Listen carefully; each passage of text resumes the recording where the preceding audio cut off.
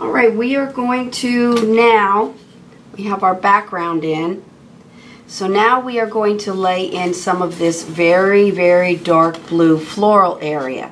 And it does come down into the hill, and then a little bit here and a little bit over here. There's traces of it down below. So taking out my ultramarine blue, and I'm going to drop down to about a number 6 filbert.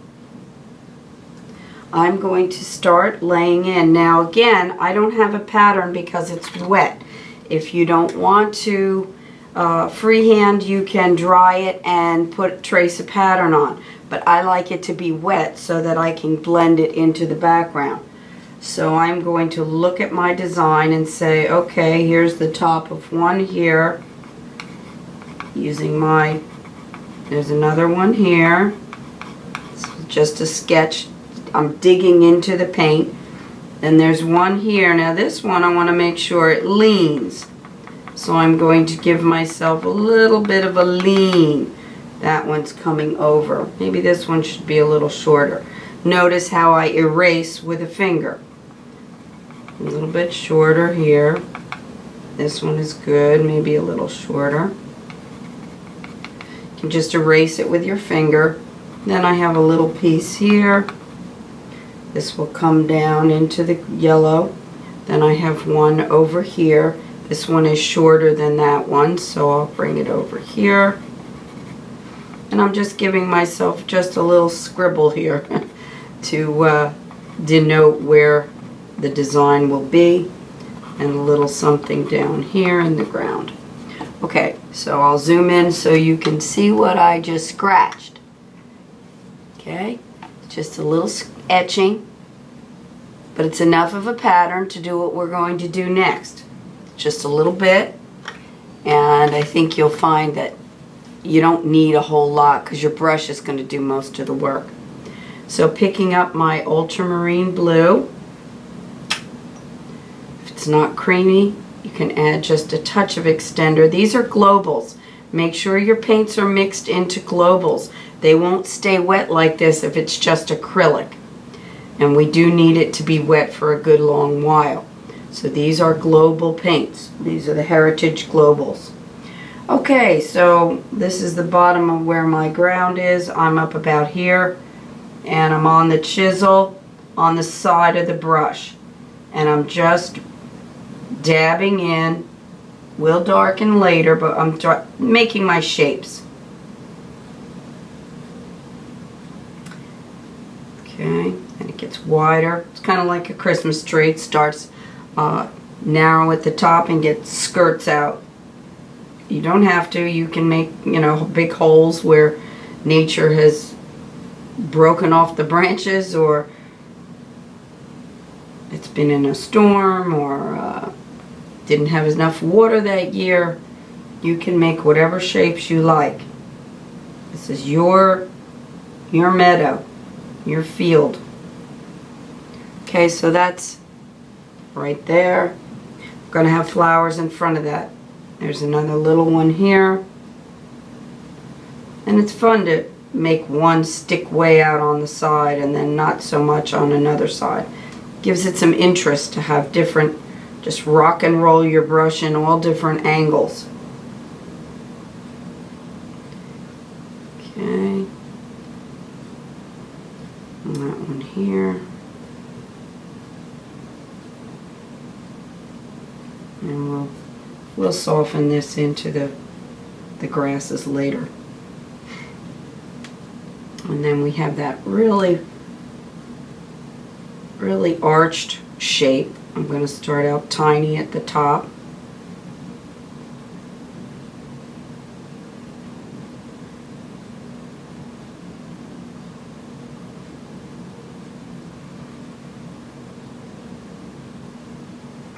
And these cannot be done exactly the same as the first time, because your brush denotes what's happening on the painting. You just can't get a perfect, exact shape every time you press down, so don't even try.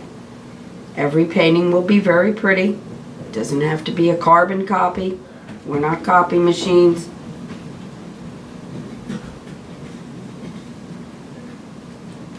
Okay, this one gets a little fatter over on this side.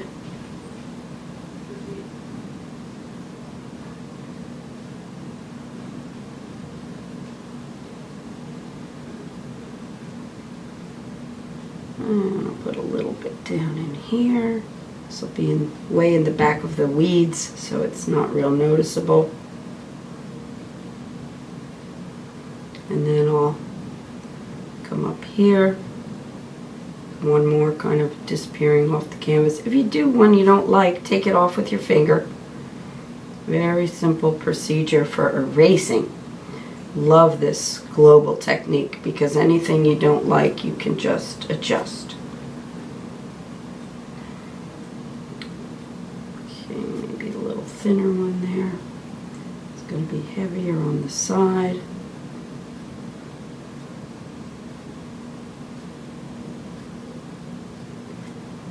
Okay, now I didn't go in with a lot of darkening at this stage because it's very creamy paint. And if I start trying to push darker colors in, it only mixes with the white in the background. So as long as I've got my shapes in, I can come back later when the paint starts to set up and add some extra darks, which I will do. So that's it for now. And this is a smaller canvas. I probably went a little larger. I have a little bit more opening between the flowers here. This one I didn't leave as much. So I may even take some of that off. Maybe I'll do that real quick. Clean my brush and I'll erase a little bit. Let's take some of that off. Got a little wide, so let's make our space a little bit. Isn't that nice how quickly that's done? Change your mind and there you got an opening. There's a little more opening there. I like that.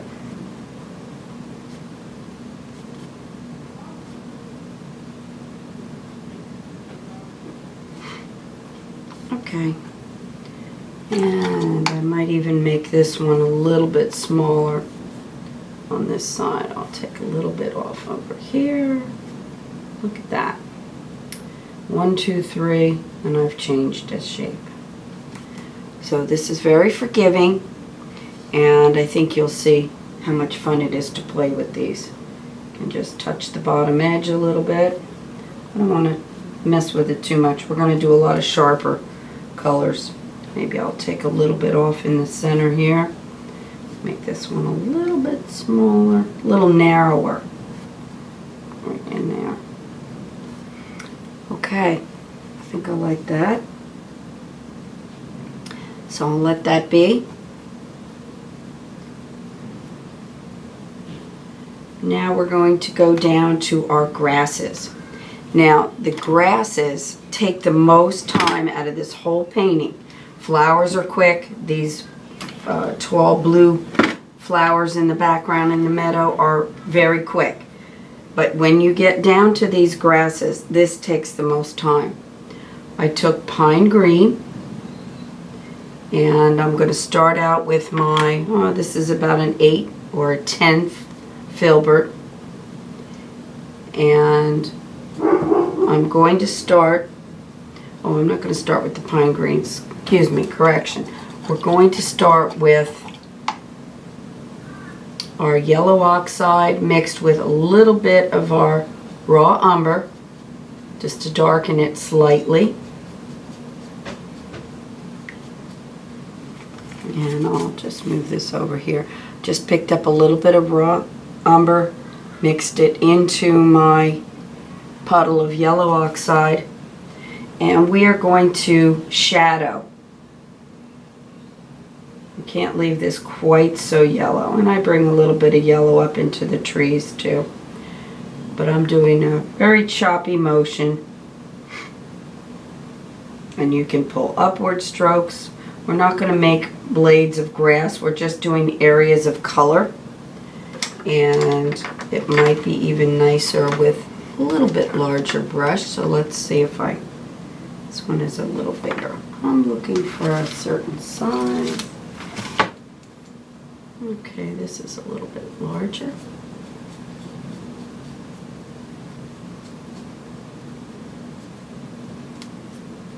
This is about a 12. There we go. I'm just so, because it's background, you can use whatever brush fits comfortably in that area. Picking up a little bit of the burnt umber in order to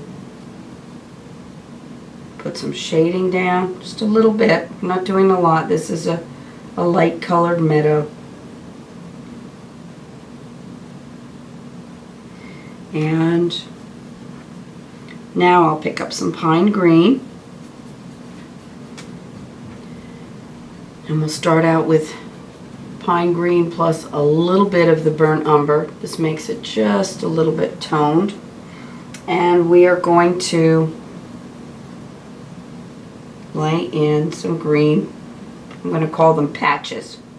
Patches. Don't make polka dots. Polka dots are isolated dots. We want do 3 to 5 strokes in one area so that they're connecting. If you do polka dots, it will be very noticeable. So now we're adding some greens. Don't touch over and over so that it muddies. Just lay it in, soften with a swipe or two, and then move on. Okay, that's our background so far. We haven't done any details yet.